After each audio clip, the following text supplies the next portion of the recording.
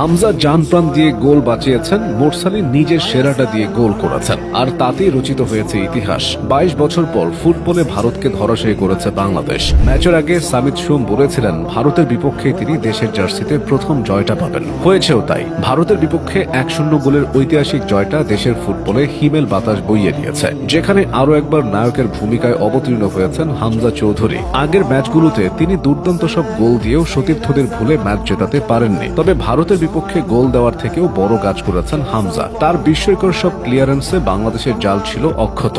ম্যাচের পুরো সময়টা লিড ধরে রাখতে মাঠের এক প্রান্ত থেকে আরেক প্রান্তে ঘাম ছড়িয়ে গেছেন হামজা। 1-2 বার নয়, তার রক্ষণ কৌশলে বেশ কয়েকবার গোল হজম থেকে রক্ষা পেয়েছে বাংলাদেশ। ম্যাচের 31তম মিনিটের কথাই ধরা যাক, গোলরক্ষক মিতুল মারমার ভুলে গোল হজম করতে বসেছিল স্বাগতিকরা। মিতুল বার ছেড়ে অনেকটা বাইরে চলে গিয়েছিলেন। বক্সের ঠিক বাইরে থেকে সেই সুযোগে শট নিয়েছিলেন ভারতীয় মিডফিল্ডার লালিয়ান জুয়ালা, তবে বল লক্ষ্যে পৌঁছানোর আগে হেডের সাহায্যে ক্লিয়ার করেন হামজা। রক্ষা পায় বাংলাদেশ।